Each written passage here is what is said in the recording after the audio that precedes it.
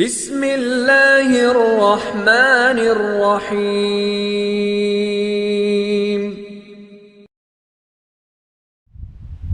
بسم اللہ الرحمن الرحیم۔ الحمد للہ وکفی والصلاة والسلام علی سیدنا المصطفیٰ وعلی آلہ الطیبین الطاہرین الاولیاء وعلی آلہ واصحابہ واہل بیتہ ورفقاء۔ اما بعد فاعوذ باللہ السمیع العلیم من الشیطان الرجیم۔ بسم اللہ الرحمن الرحیم۔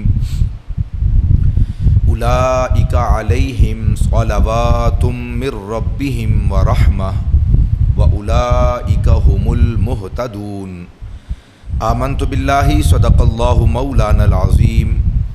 ان اللہ وملائکتہ یصلون علی النبی یا ایہا الذین آمنوا صلوا علیہ وسلموا تسلیما۔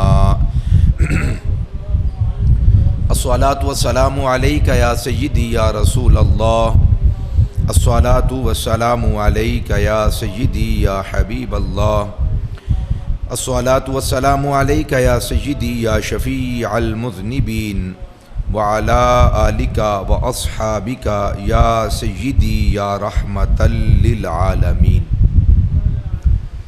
اللہ جل وعلا کی بارگاہ صمدیت میں انتہائی عاجزانہ حمد و ثنا کا نذرانہ عقیدت پیش کرنے کے بعد حضور نبی رحمت ختمی مرتبت مصطفیٰ جان رحمت صلی اللہ تعالی علیہ وآلہ وسلم کی بارگاہ عرفہ و عالی شان میں انتہائی عاجزانہ درود و سلام کا نذرانہ پیش کرنے کے بعد انتہائی واجب الاحترام ذوی الاحتشام احباب ذی وقار رب ذوالجلال کا احسان عظیم جس مالک کائنات نے ہم سب کو جمعۃ المبارک کی یہ عظیم الشان ساعتیں اپنی بارگاہ اقدس میں گزارنے کی توفیق عطا کی، رب ذوالجلال ان عظیم الشان لمحات کو ہم سب کے لیے ذریعہ نجات اور بخشش و مغفرت کا وسیلہ بنائے۔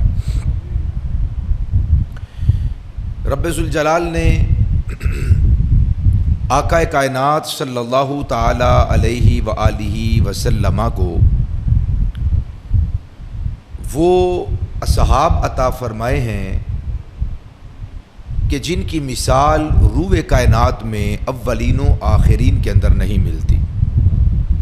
زہد میں، تقویٰ میں، ورع میں، عبادات کے اندر اور معاملات میں یہ ہستیاں عظیم الشان، عالی مرتبت اور عظیم المقام ہستیاں ہیں۔ اسی طرح رب ذوالجلال نے اپنے حبیب صلی اللہ علیہ وآلہ وسلم کو جو اولاد عظیمہ عطا فرمائی وہ کریمانہ اولاد بھی مقام و مرتبہ میں کسی اعتبار سے بھی کم تر نہ تھے، بلکہ ان کی مثال بھی اولین و آخرین میں نظر نہیں آتی۔ زہد و تقویٰ میں کامل، ورع میں کامل، حسن اخلاق میں، کردار میں، پاکیزگی میں، طہارت کے اندر عمدہ، لاجواب، اعلیٰ اور بے مثال ہستیاں ہیں۔ رب ذوالجلال نے قرآن مجید برہان رشید میں اچھے لوگوں کے، مؤمنین کے اوصاف کو بیان کرنے کے بعد جو کہ معروف آیت طیبات ہیں، خلاق لم یزل اہل ایمان سے ارشاد فرماتا ہے، اے ایمان والو استعینوا بالصبر والصلاۃ ان اللہ مع الصابرین، کہ تم صبر اور صلاۃ سے مدد طلب کرو، بے شک رب ذوالجلال صبر کرنے والوں کے ساتھ ہے۔ اور ارشاد فرمایا، اے ایمان والو جو اللہ سبحانہ و تعالیٰ کی راہ میں قتل کر دیے جائیں، شہید کر دیے جائیں، انہیں مردہ تصور نہ کرو، انہیں مردہ خیال نہ کرو، بلکہ وہ اللہ سبحانہ و تعالیٰ کے حکم سے اپنی قبور میں زندہ ہیں، لیکن تمہیں ان کی زندگی کا شعور، عرفان اور آگہی عطا نہیں فرمائی گئی۔ حتیٰ کہ اگر کسی شہید کی قبر کھل جائے کچھ عرصے کے بعد، شاید ہم دیکھیں تو وہاں پر ہمیں ان کا وجود نظر نہ آئے۔ یہ ہماری عقل کا پیمانہ ہوگا اس وقت، یعنی ایک طرف عقل ہوگی اور ایک طرف ایمان ہوگا۔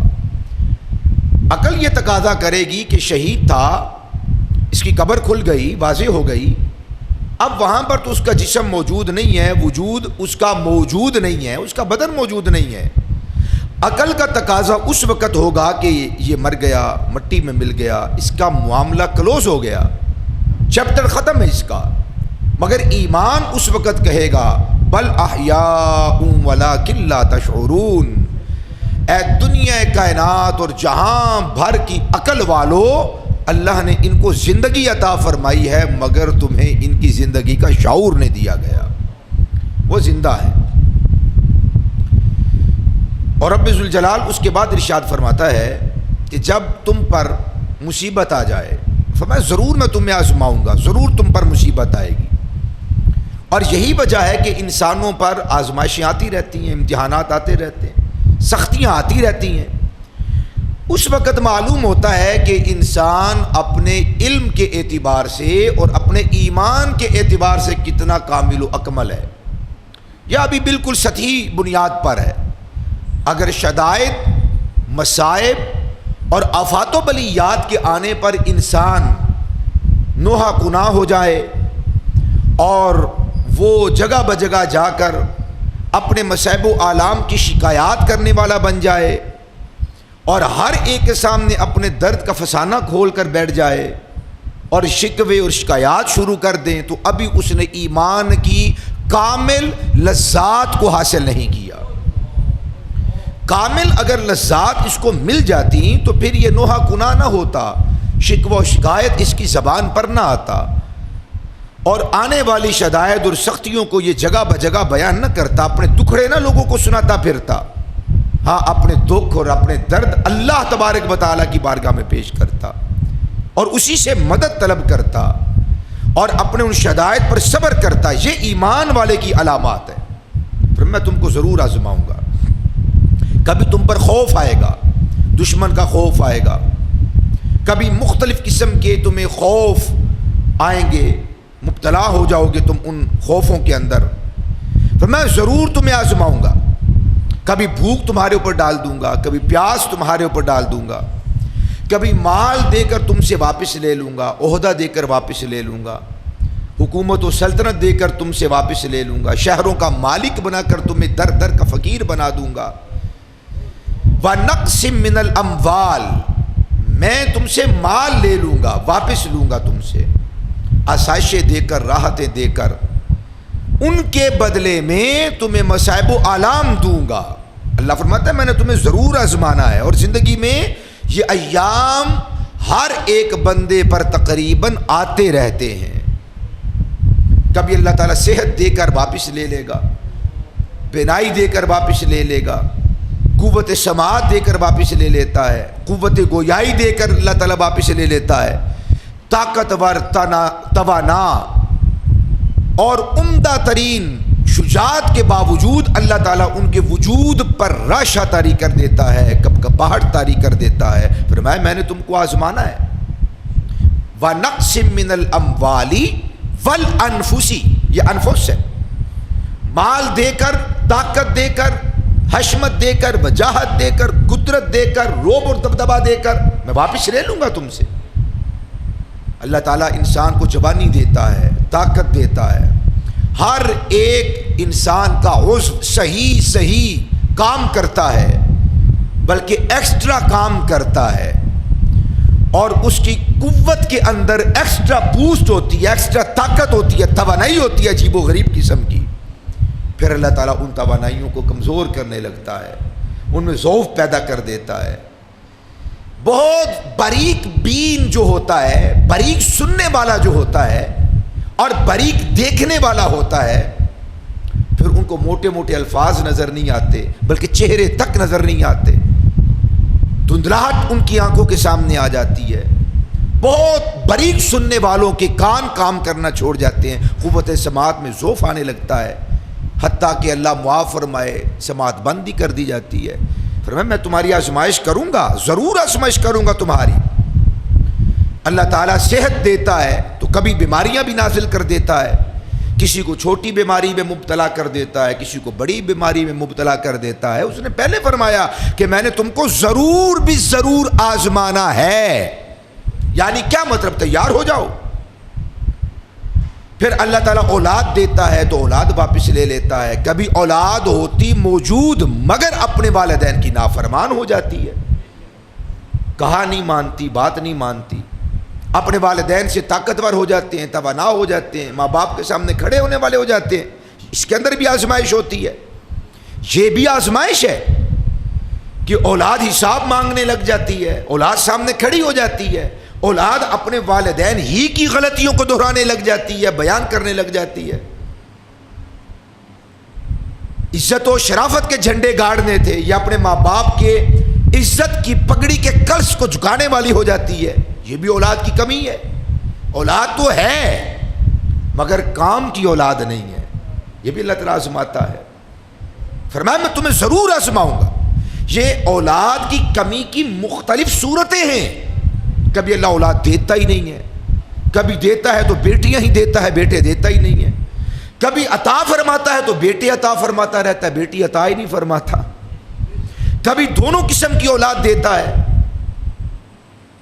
اور کوئی ایک سنبھالنے والا نہیں ہوتا، پورے کنبے کو اپنے جبھے میں لے کر بڑی عزت و تمکنت کے ساتھ، وقار کے ساتھ اپنی اولاد کو پالنے والا کوئی ایک بچہ بھی نہیں ہوتا، کوئی ایک بچی بھی نہیں ہوتی جو اپنے ماں باپ کو گلے لگا سکے، جو اپنے اولاد کو، اپنے ماں باپ کو گلے لگا سکے، کوئی ایک بچہ بھی تیار نہیں ہوتا۔ وہ ماں اور وہ باپ جو اپنی اولاد کی ایک چھوٹی سی آہ پر اور چھوٹی سی سی پر ہزاروں بار فدا جاتے تھے، ہزاروں بار قربان جاتے تھے، اب ماں کی چیخیں سنائی نہیں دیتی، باپ کی آہ و بکا بندے پہ اثر نہیں کرتی، وہ چیختے رہتے ہیں، چلاتے رہتے ہیں، مدد کو پکارتے رہتے ہیں۔ گلی میں چلنے والے آوارہ کتوں کی مدد کی جاتی ہے، ان کو پلایا جاتا ہے، ان کا خیال بھی رکھا جاتا ہے۔ ہم نے ایسے لوگوں کو بھی دیکھا ہے، اللہ معاف فرمائے، ان کے ماں باپ ان کو پکارتے رہتے، آواز دیتے رہتے، چیختے اور چلاتے رہتے ہیں، پاؤں رگڑتے رہتے ہیں، مگر اپنے ماں باپ کی آواز کو سننے والا کوئی نہیں ہوتا۔ یہ بھی اولاد کی کمی کی ایک صورت ہے، یہ بھی اولاد کی کمی کی ایک صورت ہے۔ وَنَقْسٍ مِّنَ الْأَمْوَالِ وَالْأَنفُسِ وَالثَّمَرَاتِ، اللہ بھرے گلشن کو تباہ کر دیتا ہے، برباد کر دیتا ہے، کسی کی نظر لگ جاتی ہے، مالی اپنے باغ کی رکھوالی نہیں کر پاتا اور ان کے اخلاق سوکھ جاتے ہیں، ان کا کردار پشمردہ ہو جاتا ہے، اولاد اس قابل ہی نہیں ہوتی کہ وہ چھاؤں دے۔ سمجھ آ رہی بات؟ جس اولاد نے پھولوں کے نذرانے پیش کرنے تھے، ان کی زبان پر کانٹے اگ جاتے ہیں۔ بعض اوقات ماں باپ کی اس کے اندر مالی کی کوتاہی ہو جاتی ہے، مالی سے کوتاہی ہو جاتی ہے، کبھی معاشرہ ان کو برباد کر دیتا ہے، مختلف صورتیں، مختلف حیات ہوتی ہیں۔ فرمایا وَلَنَبْلُوَنَّكُمْ، اللہ فرماتا ہے میں نے تمہاری ضرور بھی ضرور آزمائش کرنی ہے، میں تمہیں ضرور آزماؤں گا۔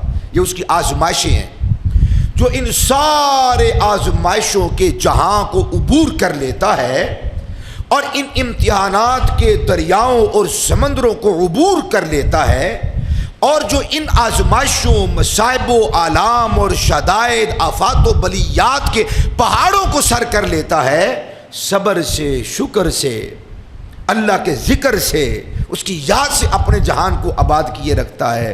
یار مال نے سکھ نہیں دیا، اللہ کا ذکر سکھ دینے لگ جاتا ہے۔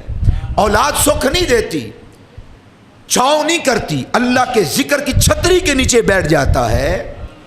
اولاد اپنے ماں باپ کے لیے گل و گلشن کا اور گلزار کا نظارہ نہیں پیش کرتی، مگر یہ اللہ کے ذکر سے اپنے جہان کو آباد کر لیتا ہے۔ ساری سختیوں کو جب یہ عبور کر لیتا ہے تو اللہ تعالیٰ ارشاد فرماتا ہے اولئک علیہم صلوات من ربہم ورحمہ وَأُولَٰئِكَ هُمُ الْمُهْتَدُونَ، جس نے صبر سے، شکر سے، ذکر سے، فکر سے، اللہ کی یاد سے اپنے دل کے جہاں کو آباد رکھا، اللہ ان پہ راضی ہو کر، خوش ہو کر اللہ تعالیٰ ان کی ذوات پر درود نازل فرماتا ہے۔ اس کا درود کیا ہے؟ وہ رحمت نازل کرتا ہے، وہ سکینت نازل کرتا ہے، وہ آرام نازل کرتا ہے، وہ سکون نازل کرتا ہے، وہ فرحت کو نازل کرتا ہے، راحت کو نازل کرتا ہے، بشاشت کو نازل کرتا ہے۔ وہ سکون، وہ آرام اور وہ بشاشت ہر ایک تنگی کے اور شدت کے موسم کے اندر ان کے لیے روح افزا کا سامان برپا کر دیتی ہے، اور انہیں وہ تکالیف محسوس ہی نہیں ہوتی۔ وہ یہاں پر بھی کامیاب ہو جاتا ہے، وہاں پر بھی کامیاب ہو جاتا ہے۔ فرمایا جو صبر سے، شکر سے، ذکر سے، فکر سے اپنے دل کی کائنات کو پژمردہ نہیں ہونے دیتا اور انہیں آباد رکھتا ہے اور بے جہاں نہیں ہونے دیتا، اس جہاں کو آباد کرتا ہے اور اپنے آنسوؤں سے اس جہاں کی کھیتی کو تر کرتا رہتا ہے، فرمایا اللہ پھر ان بندوں پر اپنا درود نازل کرتا ہے۔ اللہ کی قسم آپ دیکھیں گے جہاں بھر میں بڑے بڑے تنگ دست لوگ ہوتے ہیں، بڑے بڑے بے کس لوگ ہوتے ہیں، اور بڑے بڑے لوگ آپ دیکھیں گے جو فقیر، ندار، مفلس، جن کا کوئی بیک گراؤنڈ ہی نہیں ہے، خاندان ہی نہیں ہے، قبیلہ ہی نہیں ہے، کوئی ان کا پرسان حال ہی نہیں ہے، کوئی ان کو پوچھنے والا ہی نہیں ہے، کوئی جی کر کے بولنے والا ہی نہیں ہے، کوئی محبت اور شفقت کے بازو پھیلانے والا ہی نہیں ہے، کوئی پکارنے پر، یاد کرنے پر راضی نہیں ہے۔ ایسے بے حال لوگوں کو بھی آپ دیکھیں گے کہ ان کے چہرے تر و تازہ ہوتے ہیں۔ گلاب کو ان کے چہرے کے ساتھ رکھو تو گلاب شرما جاتا ہے، اللہ اس بے کسی کے عالم میں ان کے چہروں کو ایسا شباب اور تازگی عطا فرما دیتا ہے۔ یہ وہی لوگ ہوتے ہیں حضور جن کے بارے میں فرماتے ہیں اگر یہ والے لوگ اللہ کی ذات پر کسی بات پہ قسم اٹھا لیں، یہ جم جائیں کسی بات پر، نہیں یہ بات ایسے ہے، اے اللہ یوں کر، نبی پاک علیہ الصلوۃ والسلام فرماتے ہیں پھر اللہ تعالیٰ ایسے صالحین اور ایسے صابر لوگوں کی تمنا کے مطابق ویسا ہی کر دیتا ہے جیسے وہ چاہتے ہیں۔ اولئک علیہم صلوات من ربہم ورحمہ واولئک هم المہتدون۔ حضرات آپ جہاں بھر کے صابرین، جہاں بھر کے شاکرین، جہاں بھر کے ذاکرین، جہاں بھر کے مفکرین، جہاں بھر کے عبادت گزار، تقوی و طہارت و پرہیزگار لوگوں کو اکٹھا کر لیں، خدا کی عزت کی قسم ان کا مقام اور مرتبہ حضرت امام علی مقام امام حسین رضی اللہ تعالی عنہ کے قدمین شریفین طیبین طاہرین میں آنے والے نالین کے برابر بھی نہیں ہو سکتا۔ شریعت میں جو اعلیٰ ہیں، شریعت میں جو افضل ہیں، شریعت میں جو مقدم ہیں، یاد رکھیے وہ مقدم ہیں، وہ افضل ہیں، وہ اعلیٰ ہیں، ہم بات ان کے بعد والوں کی کر رہے ہیں۔ یہ معاشرہ بڑا عجیب و غریب ہے نا، یہاں پر دین بچایا نہیں جاتا، برباد کرنے پر ہوائیاں اڑائی جاتی ہیں، کسی کے اخلاق کو بربادی سے بچایا نہیں جاتا، تہمتیں لگا لگا کر، لونی میٹھی لگا لگا کر معاذ اللہ اگلے کے اخلاق کو برباد کر دیا جاتا ہے۔ لوگ خوش ہوتے ہیں، تالیاں بجاتے ہیں، دیکھا ہم نے کیسا پھنسایا، پورے جلسے کر دیے جاتے ہیں، کانفرنسز کر دی جاتی ہیں، لوگوں کا ایمان بچانے کے لیے نہیں، فتویٰ لگانے، ایمان برباد کرنے کے لیے۔ اس لیے میں نے وضاحت کر دی کون حضرت امام علی مقام امام حسین کے قدمین شریفین کے اندر آنے والے نالین کے بھی برابر نہیں۔ میں متقدمین کی بات نہیں کر رہا، جو افضل ہے ان سے، جو ان سے اعلیٰ ہیں، میں ان کی بات نہیں کر رہا، جو ان کے بعد والے ہیں، وہ بعد والے خاص 7 آسمانوں سے بلند ہو جائیں بلکہ عرش سے بھی بلند و بالا ہو جائیں، خدا کی قسم وہ میرے امام کے قدمین میں آنے والے نالین کے برابر بھی نہیں ہو سکتے۔ وہ صحابی رسول ہیں، وہ خون رسول ہیں، وہ اولاد رسول ہیں، وہ محبت رسول کا مرکز ہے، وہ چاہت رسول کا مصدر ہیں، وہ چشمہ ہیں، محبت رسول جہاں سے پھوٹتی ہے، مصطفیٰ نے ان سے پیار کیا ہے، مصطفیٰ جان رحمت نے ان کو اپنے سینے پر لٹایا ہے، میرے مصطفیٰ نے ان کی ناز برداریاں کی ہیں۔ حضور جس کی طرف دیکھ لیں، حضور جن کی طرف دیکھ لیں وہ ممتاز ہو جاتا ہے، ممتاز مع شرف ہو جاتا ہے، وہ اعلیٰ ہو جاتا ہے۔ تو جن کو مصطفیٰ جان رحمت رکھتے ہی اپنی نگاہوں کے اندر ہو، اس امام کا کیا مقام ہوگا؟ تو بات بعد والوں کی ہے، خدا کی قسم ان سے افضل اور اعلیٰ بعد میں آنے والے اقطاب نہیں ہو سکتے، ابدال نہیں ہو سکتے، اوتاد نہیں ہو سکتے، اغواس نہیں ہو سکتے۔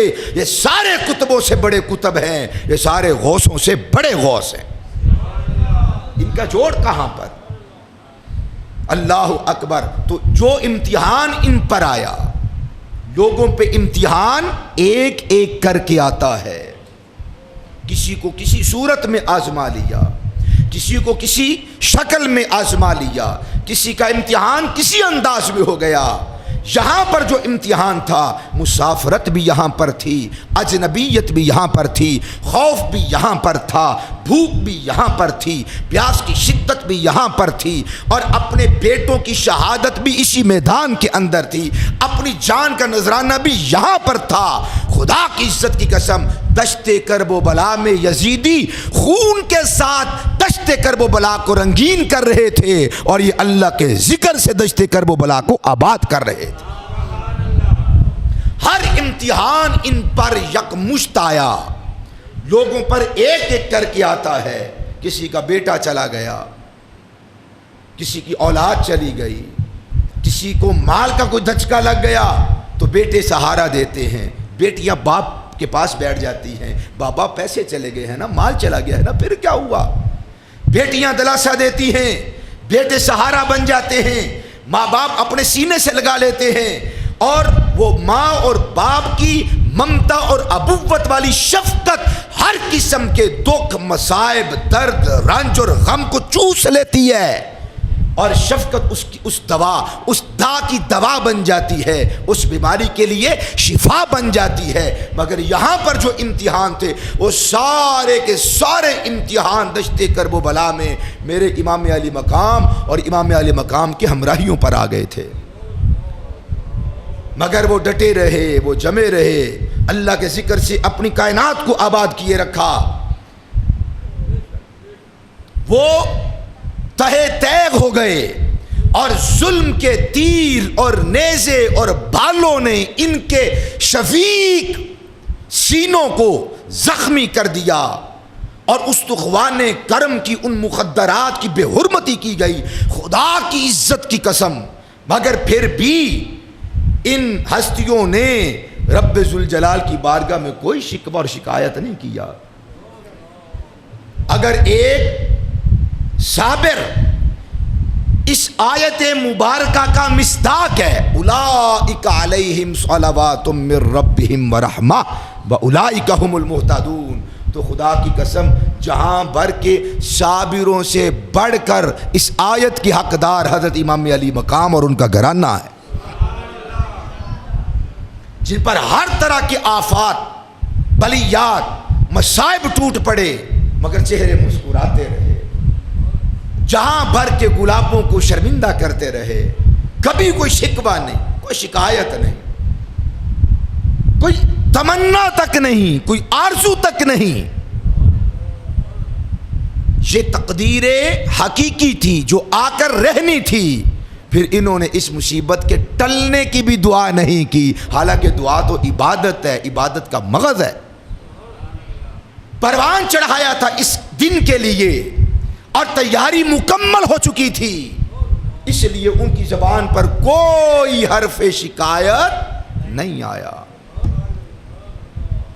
بالوں کو نوچا نہیں گیا، چہروں کو سرخ نہیں کیا گیا، سینوں کو زخمی نہیں کیا گیا، چیخ پکار نہیں ہے، بے آبروئی نہیں ہے، بے حرمتی نہیں ہے، اور ان کی طرف سے کسی بھی قسم کا کوئی ایسا معاملہ نہیں کہ جس پہ اسلام قدغن لگاتا ہے، صابر ہیں، شاکر ہیں، ذاکر ہیں، اللہ کی رضا پہ اپنے سر کو جھکا دیا ہوا ہے، طاقتیں ہونے کے باوجود، قوت ہونے کے باوجود، اقتدار ہونے کے باوجود، اور وہ مختار کل نبی صلی اللہ علیہ وآلہ وسلم آپ کے قرب اور معیت اور آپ کی نگاہ اور آپ کے وسیلے کے ہونے کے باوجود ان حضرات عالی مرتبت نے خدا کی عزت کی قسم اپنی طاقت کا مظاہرہ نہیں کیا، روحانی طاقت کا مظاہرہ نہیں کیا، اپنی باطنی کیفیات کا مظاہرہ نہیں کیا،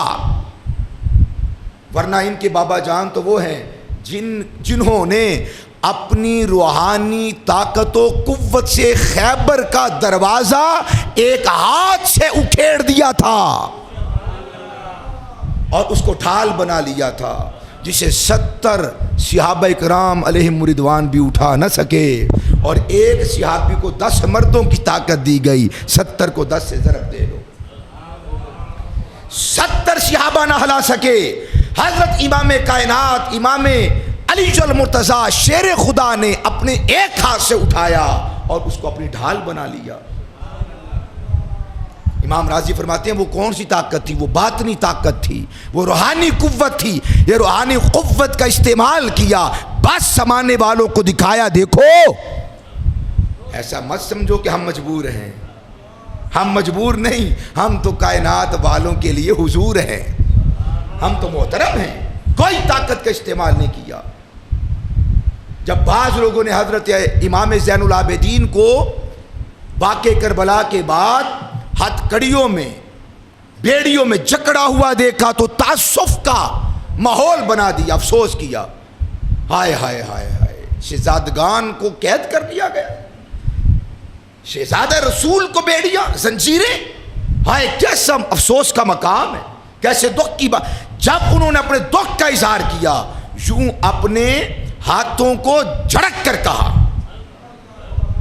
ان زنجیروں پہ افسوس کر رہے، وہ پڑی ہوئی ہیں زمین پر، وہ زمین پر گر گئی، تالے لگے ہوئے ہیں، یوں ہاتھ بس ایسے کیا، وہ ساری ٹوٹ گئی زنجیریں، جو پہلوانوں سے نہ ٹوٹ سکتی تھیں، وہ ایک بیمار سیدنا امام زین العابدین کی ایک جھٹکے سے وہ ٹوٹ گئیں اور بکھر گئیں۔ یہ ہے ان کی روحانی طاقت۔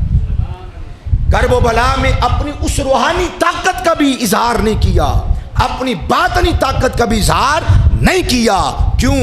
خدا کی قسم سارے صابروں سے بڑے صابر ہیں، سارے شاکروں سے بڑے شاکر ہیں، سارے ذاکروں سے بڑے ذاکر ہیں، بلکہ یہ ان کے مقتدا ہیں، رہنما ہیں، پیشوا ہیں اور ان کے امام ہیں، باقی سارے صابر و ذاکر و شاکر ان کے مقتدی ہیں۔ تو ان پر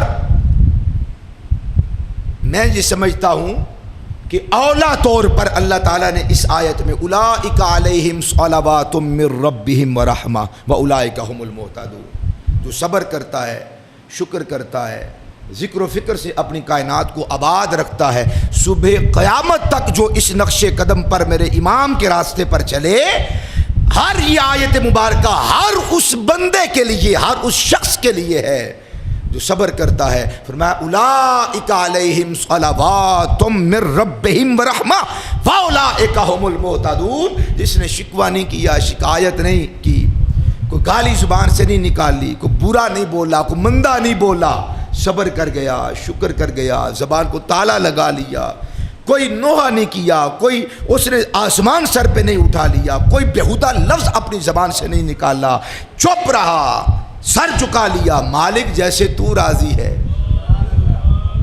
جیسے تو راضی ہے مولا، اس کی رضا پہ جو راضی ہو گیا، صبح قیامت تک آنے والا جو بندہ ان صفات سے متصف ہوگا، اس آیت مبارکہ کی چاشنی اور اس آیت مبارکہ کی لذت ہر ایک ایسے حضور کے غلام کو نصیب ہوتی رہے گی۔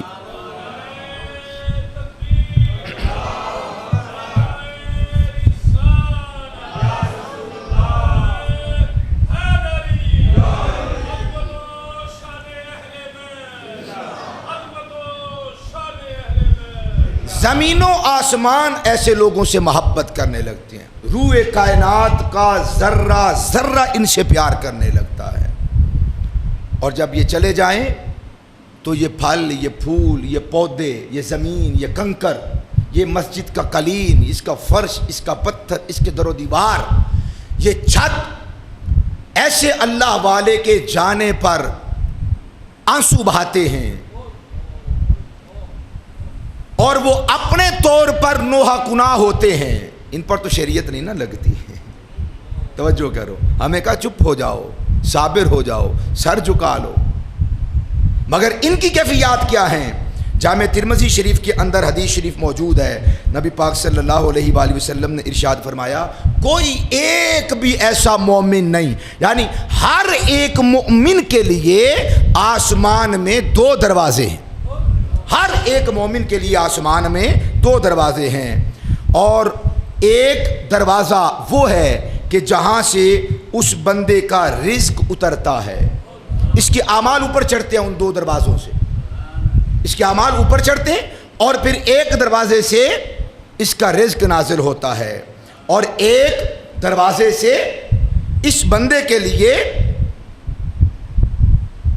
ایک 2 دروازے ہیں، ایک سے عمل چڑھتا ہے اور ایک سے اس کے لیے اترتا ہے. عمل اوپر جاتا ہے، رزق نیچے اترتا ہے. جب اس بندے کا وصال ہو جاتا ہے، حضور فرماتے ہیں فَإِذَا مَاتَ بَقَيَا عَلَيْهِ، تو دونوں دروازے اس بندے پہ روتے ہیں، نوحہ کناہ ہوتے ہیں.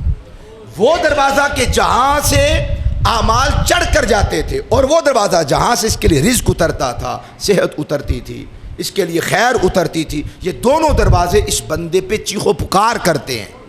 حضرت مولا کائنات علی المرتضیٰ کرم اللہ وجہ الکریم فرماتے ہیں، جس مقام پر نمازی نماز ادا کرتا رہتا ہے، اس جگہ کا، اس مصلی کا ایک ایک ذرہ اس بندے کے لیے آنسو بہاتا ہے، روتا ہے.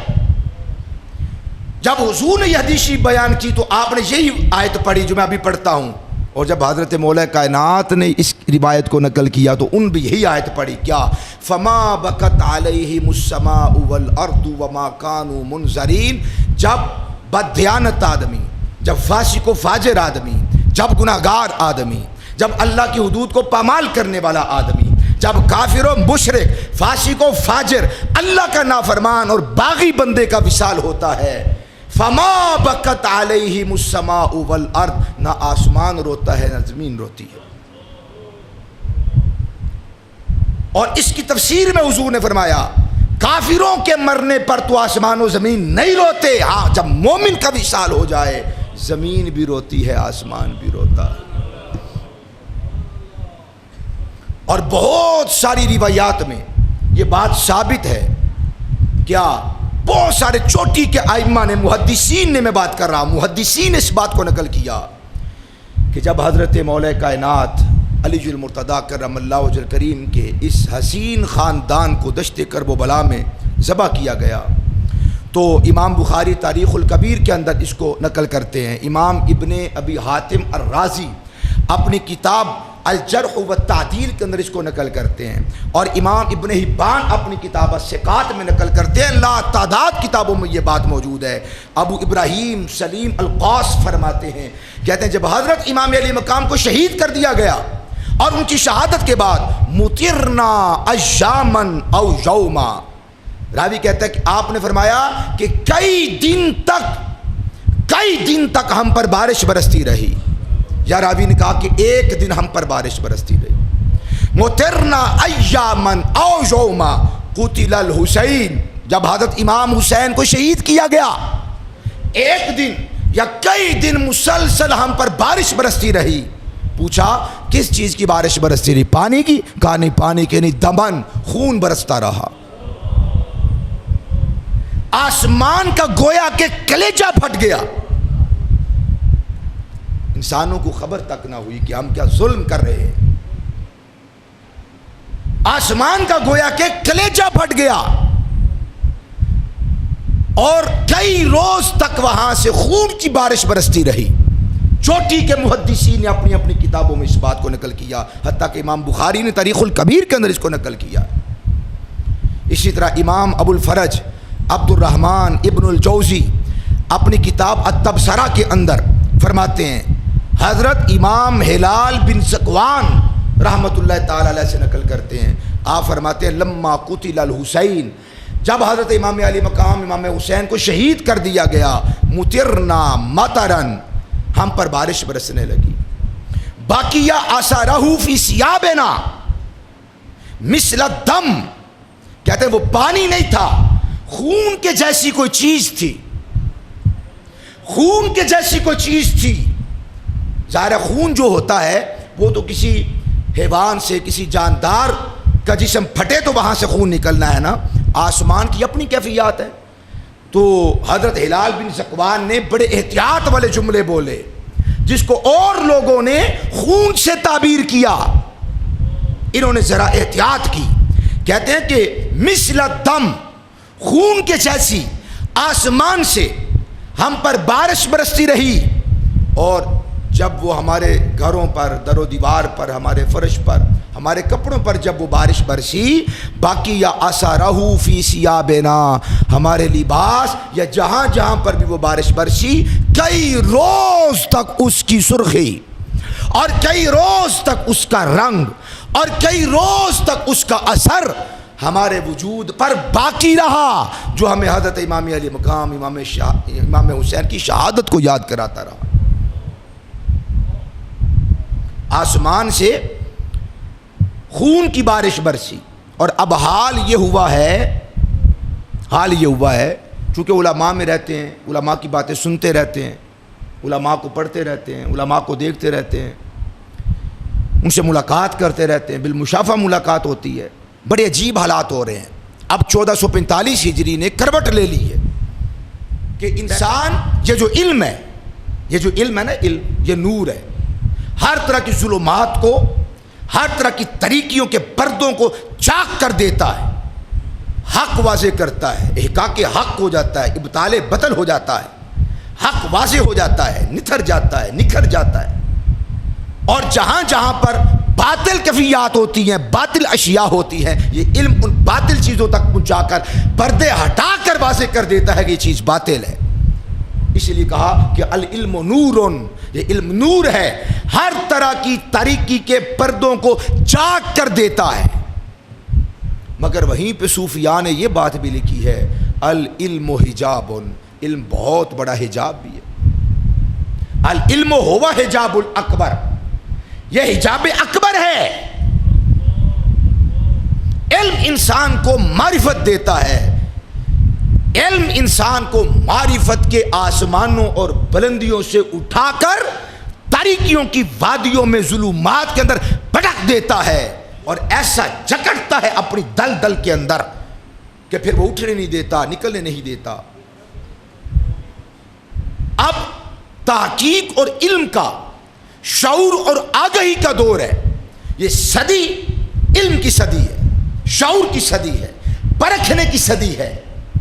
مگر وہیں پر میں یہ سمجھتا ہوں کہ ہمارے لیے ضروری ہے، جہاں ہم کالے حروف پڑھیں تو وہاں کسی صاف شفاف، جس کا دل آئینے کے مثل چمکنے والا ہو، اس کے ہاتھ پہ بیعت بھی کریں، اور اس کی نگاہوں میں رہیں، اور اس کی دہلیز کی جھاڑو کشی بھی کریں، صفائی ستھرائی کا انتظام بھی کریں، تاکہ یہ کالے حروف بندے کے دل کو کالا نہ کر دے۔ زہد بھی ساتھ ہو، تقوی بھی ساتھ ہو، طہارت بھی ساتھ ہو، باطنی کیفیات اور روحانی غذا بھی ہو۔ اور ایک اور بات یاد رکھیے، میں یہ بھی کہا کرتا ہوں کہ اپنے علم کو علماء اور ائمہ کے میزان اور ترازو پر تولیے، یہ دودھ کا دودھ کر دیتا ہے، پانی کا پانی کر دیتا ہے۔ اب بڑی باتیں ہو رہی ہیں، کربلا میں یہ بھی نہیں ہوا، کربلا میں یہ بھی نہیں ہوا، کربلا میں یہ بھی ٹھیک نہیں ہے، کربلا میں وہ بھی ٹھیک نہیں ہے۔ یہاں تک لوگ کہنے لگ گئے ہیں، میں غیروں کی بات نہیں کر رہا، میں اپنوں کی بات کر رہا ہوں، یہاں تک لوگ کہنے لگ گئے کہ وہاں پر تو پیاس ہی نہیں تھی، وہاں تو پیاس کی شدت ہی نہیں تھی، وہاں تو لاتعداد پانی تھا، وہاں پر تو نہایا جا رہا تھا، وہاں تو غسل کیا جا رہا تھا، وہاں تو جانوروں کو پانی پلایا جا رہا تھا، یہ ڈھونگر چھایا ہوا ہے، یہ فلاں ہے، یہ فلاں ہے، یہ بھی نہیں تھا، وہ بھی نہیں تھا۔ کوئی کہتا ہے سر نہیں اتارا گیا حضرت امام علی مقام اور ان کے ہمراہیوں کا، کوئی کہتا ہے اتارا تو تھا، نیزوں پر نہیں چڑھایا گیا، کوئی کہتا ہے نیزوں پر بھی چڑھایا تھا، پھر آیا اور گھمایا نہیں گیا۔ عجیب و غریب قسم کی واقعات، غریب قسم کے معاملات پیدا ہو گئے۔ ہمارے اکابرین اور بزرگ کیا کہتے ہیں؟ جن کی تحقیقات پر ہماری آنکھیں بند ہیں وہ بابے کیا کہتے ہیں؟ یزید کا کیا جرم تھا؟ بہت بڑے جرم تھے، مگر خدا کی قسم جب بھی بات ہوتی ہے میں یہ ضرور کہتا ہوں، یزید کے بڑے بڑے جرائم میں سے ایک بہت بڑا جرم یہ تھا کہ اس نے لوگوں کی عقلوں کو بانجھ کر دیا تھا، ان سے سوچنے کی طاقت اور قدرت کو سلب کر لیا تھا، حق گوئی کو سلب کر لیا تھا، زبان بندی کر دی گئی تھی، قلم بندی کر دی گئی تھی، لکھا نہیں جا سکتا تھا، بولا نہیں جا سکتا تھا، منبر و محراب کا جو حقیقی ایک صاحب ایمان کا حق ہے وہ حق چھین لیا گیا تھا۔ سنجیدہ و متین و باوقار علماء کی جگہ پر بندروں کو بٹھا دیا گیا، یا جن کے قلوب اور جن کے ذہن خنزیر جیسے بدل چکے تھے، جن کے دل مسخ ہو گئے تھے، جن کی روحانیت مسخ ہو گئی تھی اور تبدیل ہو کر بندروں اور کتوں اور خنزیروں جیسی ہو گئی تھی، ان کو ممبروں پر بٹھایا جا رہا تھا۔ ہزاروں کی تعداد میں اصحاب رسول اور تابعین کو طے کیا جا رہا تھا، ظلماً شہید کیا جا رہا تھا، بے گناہ شہید کیا جا رہا تھا۔ میں اس دور کی بات کر رہا ہوں۔ سید اعلیٰ حضرت رحمت اللہ تعالی علیہ، ان کی چند باتیں فتاوی رضویہ جلد نمبر 14 سے میں آپ کی بارگاہ میں عرض کرنا چاہتا ہوں۔ صفحہ نمبر 591 سے 595 تک بڑی لاتعداد صفحات ہیں، پڑھنے والے ہیں۔ جلد نمبر 14 ہے، فتاوی رضویہ شریف ہے۔ امام اہل سنت، مجدد دین و ملت، شمع رسالت، کشتہ عشق و محبت، سیدی و سندی اعلیٰ حضرت امام محمد رضا خان فاضل بریلی رحمت اللہ تعالی علیہ۔ ایک مرتبہ ذرا فرمائیں سبحان اللہ۔ ان کی تحقیق کیا ہے، وہ کیا فرماتے ہیں؟ اپنی اس فتاوی رضویہ جلد نمبر 14 میں ایک فتویٰ دیتے ہوئے درمیان میں جا کر یہ بات کرتے ہیں، شک نہیں، یعنی بلا شک، یقیناً شک نہیں کہ یزید نے والی ملک ہو کر زمین میں فساد پھیلایا۔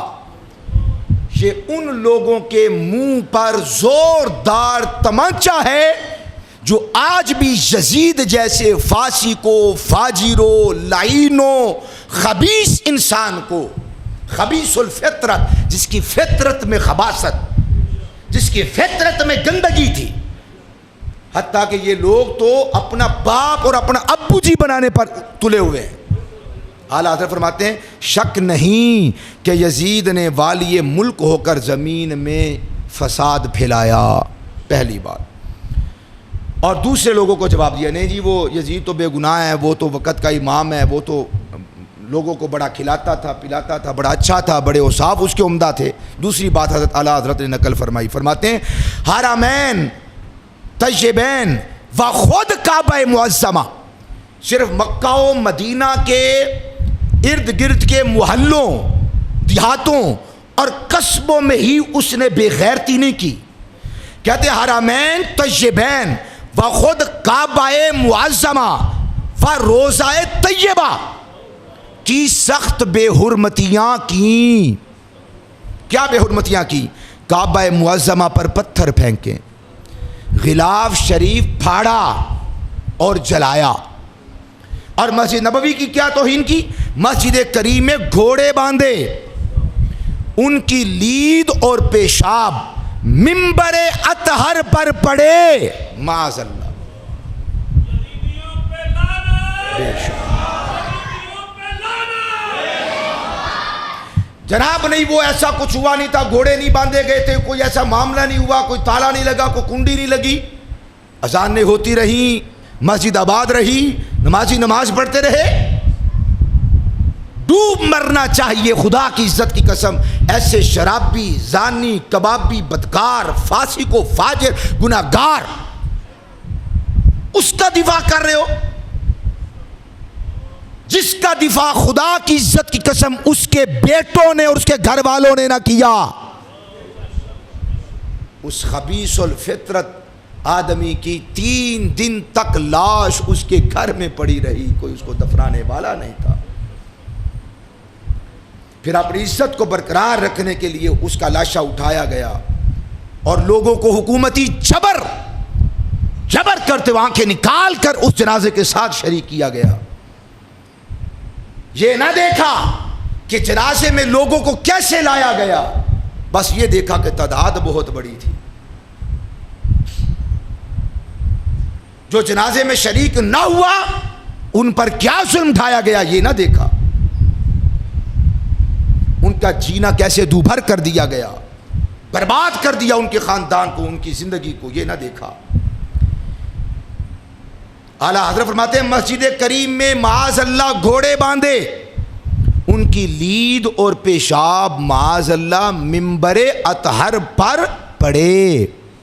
یہ اعلیٰ حضرت کی تحقیق ہے. پھر فرمایا 3 دن مسجد نبوی بے اذان و نماز رہی. 3 دن تک مسجد نبوی کے اندر اذان دینے والا کوئی نہ تھا. جو اذان دینے والے تھے، کوئی اذان دینے کی کوشش کرتا اس کو پکڑ لیا جاتا، کوئی رعایت نہیں، فوراً اسے قتل کر دیا جاتا.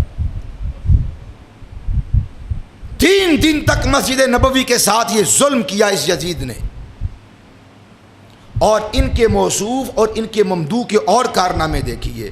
فرماتے ہیں اعلیٰ حضرت چھٹی بات ارشاد فرماتے ہیں مکہ و مدینہ و حجاز میں، مکہ و مدینہ و حجاز میں ہزاروں صحابہ و تابعین بے گناہ شہید کیے گئے. عام ایک مسلمان، بلکہ کافر، بلکہ مشرک، بلکہ پتوں کا پجاری ہو، اسے بے گناہ اگر قتل کیا جائے تو قاتل جنت کی خوشبو 500 میل کی مسافت پر بو کو محسوس نہ کر سکے گا. کسی نے ذمی کو، کافر کو، اللہ کرے کہ آپ میری اس بات کو سمجھیں، میں احادیث کا خلاصہ بیان کر رہا ہوں، جس نے ذمی کو، جو کافر تھا، مشرک تھا، بتوں کا پجاری تھا، ایسے کسی ذمی کو قتل کر دیا، نمبر 1 500 سال کی مسافت پر جنت کی خوشبو آ رہی ہوگی، مگر وہ 500 میل کی مسافت پر بھی، 500 سال کی مسافت پر بھی وہ اس کی خوشبو، جنت کی خوشبو کو نہ سونگھ سکے گا. جرم کیا ہے؟ کافر کو قتل کیا، بے گناہ کیا. مشرک کو قتل کیا مگر بے گناہ کیا. توجہ ہے آپ کی؟ بتوں کے پجاری کو قتل کیا مگر بے گناہ کیا. بلکہ اس سے بھی بڑھ کر آپ صلی اللہ علیہ وسلم نے فرمایا کل بروز قیامت اس مقتول بے گناہ اس کافر کی طرف سے میں محمد عربی صلی اللہ علیہ وآلہ وسلم اس قاتل کے خلاف کھڑا ہوں گا. اس بے گناہ کافر ہو، مشرک ہو، صلیب کا بیٹا ہو، بتوں کا پجاری ہو، جسے بے گناہ قتل کر دیا تھا، اس کا مقدمہ رسول اللہ اس کی طرف سے لڑیں گے. یہ مسلمان تھا، موحد تھا، کلمہ گو تھا، نمازی تھا، حاجی تھا، پرہیزگار تھا، اس نے اس کو کافر کو بے گناہ قتل کیا ہے، تو رسول اللہ مسلمان کا ساتھ نہیں دیں گے. کافر کا ساتھ دیتے ہوئے حضور کھڑے ہوں گے کہ اس نے بے گناہ قتل کیا ہے. ہاں، کافر اور مشرک کی شفاعت وہ اس کا قصور ہے، وہ اس کا جرم ہے، اس کی شفاعت نہیں کریں گے کہ اس کو جہنم سے نکال دو. لیکن بات آئے گی انصاف کی، بات آئے گی عدالت کی، بات ہوگی عدل کی، تو رسول اللہ صلی اللہ علیہ وسلم وہاں پر بھی عدل کو قائم کریں گے کہ میرے آقا کی ذات تو عدل کا معیار ہے. عدل کو، عدالت کو، انصاف کو مصطفیٰ پر ناز ہے. بے گناہ اگر کسی کافر کو قتل کرو تو رسول اللہ صلی اللہ علیہ وآلہ وسلم قاتل کے خلاف کھڑے ہوتے ہیں. تو جنہوں نے میرے مصطفیٰ کے نواسوں کو شہید کیا، گھر والوں کو شہید کیا، ان کے مصاحبین کو شہید کیا، ان کے ہمراہیوں کو شہید کیا، اور پھر 1 2 4 نہیں، ہزارہ لوگوں کو جو اصحاب و تابعین پر مشتمل تھے ان کو شہید کیا. جرم کیا تھا کہ انہوں نے یزید کی بیعت نہیں کی، بیعت کرنے کے بعد بیعت کو توڑ دیا. اور وہ لوگ بھی ہوش کے ناخن لیں جو بار بار حضرت عبداللہ ابن عمر صحاب رسول عاشق رسول رضی اللہ تعالی عنہ کا حوالہ پیش کرتے ہیں. یہ بخاری شریف کے اندر موجود ہے کہ انہوں نے اپنے بیٹوں کو اپنے غلاموں کو اکٹھا کر کے کہا کہ دیکھو یزید کی بیعت نہ توڑنا. کیوں کہا تھا؟ قاعدہ کیا ہے؟ قاعدہ یہ ہے کہ جب کوئی حاکم بن جائے خواہ جائز طریقے سے خواہ ناجائز طریقے سے قابض ہو جائے، تسلط جما لے، تو اب اس کے خلاف بغاوت عام لوگ نہ کریں. میں نے ایک دن کہا تھا یہ جتنے بھی فاسق و فاجر بدکار یہ حکمران ہیں، نہ ہمارے چچیر نہ پھپھیر نہ ممیر نہ خلیر، ہمارے کچھ لگتے نہیں. ان کی پالیسیاں بھی حتیٰ کہ معاذ اللہ اسلام مخالف ہیں بہت ساری پالیسیاں، مگر قابض ہو گئے، دھاندلی سے ہوئے، جھوٹ سے ہوئے، جو بھی کیا انہوں نے قابض ہو گئے، تسلط جما لیا. اب ان کے آرڈر کو جو اسلام کے منافی نہ ہو ماننا فرض ہو گیا. یزید کی یہ پوزیشن تھی. عبداللہ ابن عمر نے کہا تسلط جما لیا اس نے، حکومت قائم کر لیا اس نے. اب اس کے خلاف آپ لوگ نہ کریں کہ جب مشکل پیش آئے گی تو آپ بھاگ جائیں گے. کوفیوں نے کیا کیا؟ عبید اللہ ابن زیاد کی سختی اور اس کے کوڑوں کے سامنے کوئی کھڑا نہ ہو سکا. اگر کوئی حق پر کھڑا ہوا، ڈٹا رہا، خدا کی عزت کی قسم وہ تھا جس کی رگوں میں حیدر کرار کا خون مبارک تھا. جو ٹکرانا جانتے تھے، جن کو حوصلہ دیا گیا، جن کو قوت دی گئی، اور جن کو اللہ نے طاقت و شجاعت کے سمندر جن کے سینوں میں رکھے تھے، خدا کی قسم جم گئے، ڈٹ گئے، اپنا سب کچھ قربان کر دیا. مصطفیٰ اپنے نانا کے دین کو بچا لیا. یہی عبداللہ ابن عمر. تم سامنے نہیں کھڑے ہو سکو گے، پھر بھاگ جاؤ گے، پھر اور زیادہ انسان کو معاملہ اٹھانا پڑے گا، رسوائی اٹھانی پڑے گی. بندہ دعوے تو کرے پھر کھڑا نہ ہو. جو کچھ 71 میں ہوا وہ لوگ بھولے تو نہیں ہیں. اخباری رپورٹروں کو نیازی صاحب اس وقت کا نیازی ببانگے دوست دعوے کرتا رہا، آنکھیں نکالتا رہا. ہم سرنڈر کرنے والے نہیں ہیں، ہم مرنے والے ہیں یا مارنے والے ہیں. پھر وہی نیازی سر جھکا کر سائن کر رہا تھا اور 2 لخت کر رہا تھا، ہمارے ملک کو ٹکڑوں میں بانٹ رہا تھا، تقسیم کر رہا تھا. خدا کی عزت کی قسم جب جبر کی آندیاں چلیں، جب ظلم کے طوفان بپا ہو، ہر کوئی پھر میدان میں ڈٹا نہیں رہ سکتا. جو ڈٹ جاتا ہے یا وہ حسین ہوتا ہے یا حسین کا خادم ہوتا ہے. تو حضرت اعلیٰ حضرت رحمۃ اللہ تعالی علیہ نے اس سے آگے چند چیزیں لکھی. یہ 7 چیزیں ہوئیں. 8ویں چیز کہتے جی وہ کھا بھی رہے تھے، پی بھی رہے تھے، پانی بھی تھا، سب کچھ تھا. بعض کہتے ہیں نہیں وہ 3 دن پانی بند نہیں ہوا. محققین کی بات کر رہا ہوں جن کی داڑیاں چھٹی ہو گئی، داڑیاں سفید ہو گئی اسلام کے اندر. اور چڑھتے سورج کو ہر بندہ سلام کرتا ہے. جب اپنے مزاج کی بات ہے جی ہم اعلیٰ حضرت کے ساتھ ہیں، اعلیٰ حضرت کے ساتھ ہیں، ان کی تحقیقات پہ آنکھیں بند ہیں. میں ہر ایک فرد سے لے کر بڑی بڑی تحریکوں اور جماعتوں کے بڑے سے کہہ رہا ہوں. کیا لکھا اعلیٰ حضرت نے جلد نمبر 14 فتاوی رضویہ میں؟ 8ویں بات کہتے ہیں رسول اللہ کے جگر پارے کو 3 دن بے آب و دانہ رکھ کر ہمراہیوں کے تیغ ظلم سے پیاسا ذبح کیا. معاذ اللہ سبحانہ. 3 دن تک نہ کھانے دیا نہ پینے دیا، بل حتیٰ کہ سونے تک نہیں دیا گیا. کسی کی اونگ آ گئی تو آ گئی، شور مچاتے رہے، ظلم ڈھاتے رہے. نامی بات لکھتے ہیں مصطفیٰ کے گود کے بالے ہوئے تنے نازنین پر بعد شہادت گھوڑے دوڑائے گئے. یہ اعلیٰ حضرت کی تحقیق ہے، امام اہل سنت کی تحقیق ہے. نہیں جی وہ شہید کر دیا تھا، گھوڑے دوڑانے والی بات ٹھیک نہیں ہے، یہ نہیں ہے، وہ نہیں ہے. اعلیٰ حضرت نے فتاوی رضویہ میں ان کی یہ تحقیق ہے. مصطفیٰ کے گود کے پالے ہوئے نازنین پر بعد شہادت گھوڑے دوڑائے گئے کہ تمام استخوان مبارک چور ہو گئے، جوڑ جوڑ ان کے علیحدہ ہو گئے۔ 10ویں بات، سر انور کے محمد صلی اللہ علیہ وسلم کا بوسہ گاہ تھا، کاٹ کر نیزہ پر چڑھایا اور معاذ اللہ منزلوں پھیرایا۔ 11ویں بات لکھتے ہیں، حرم محترم، یہ بات بڑی سخت ہے 11ویں، 12 باتیں ہیں۔ حرم محترم، مخدرات، مشکو رسالت، مشکو رسالت رسول اللہ کے محل کی باعزت خواتین، مشکو محل کو کہتے ہیں، فارسی کا لفظ ہے۔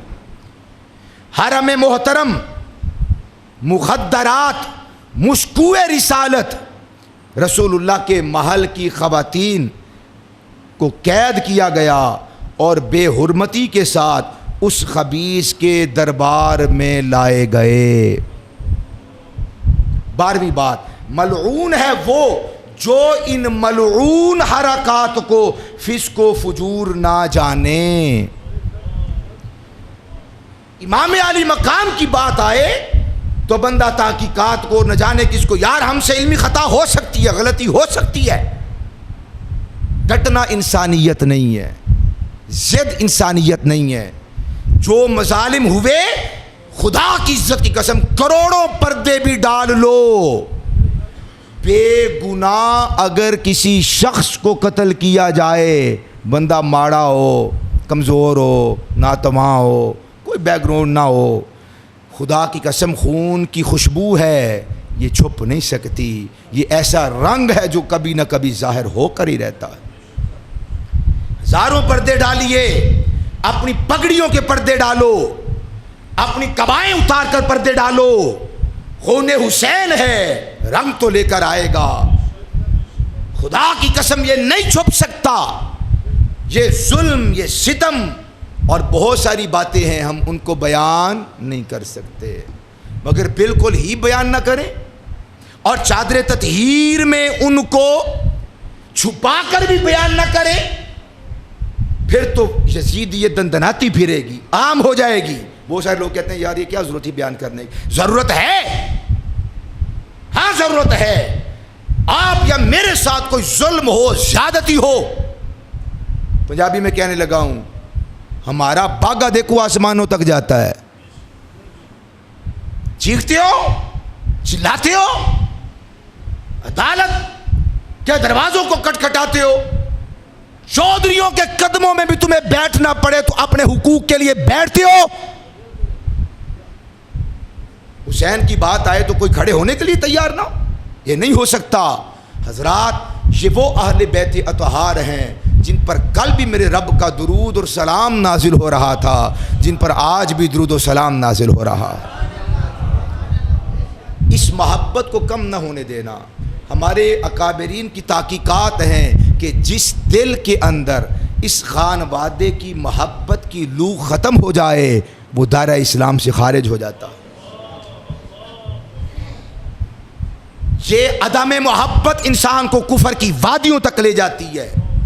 ان کی محبت ہے جو ایمان کو توانا رکھتی ہے، جلا بخشتی ہے، زندگی دیتی ہے۔ اس ذکر سے کبھی بھی اپنی زبان کو روکنا نہیں ہے، اپنے طور پر اپنی طاقت و بساط کے مطابق اگلی نسلوں تک ان کے وقار کو، منزلت کو اور ان کے مکانت کو، ان کے مرتبے کو، ان کے مقام کو بیان کرتے رہنا ہے۔ اور یزیدیت کو جب تک سانسوں میں سانس ہیں وہ بیان کرتے رہیں گے۔ ذرا فرمائیے نا، حسینیت، حسینیت، حسینیت، یزیدیت، یزیدیت، یزیدیت۔ اللہ تعالی ہمیں حسین اور حسین والوں کے ساتھ رہنے کی توفیق عطا فرمائے۔ وما علینا الا البلاغ۔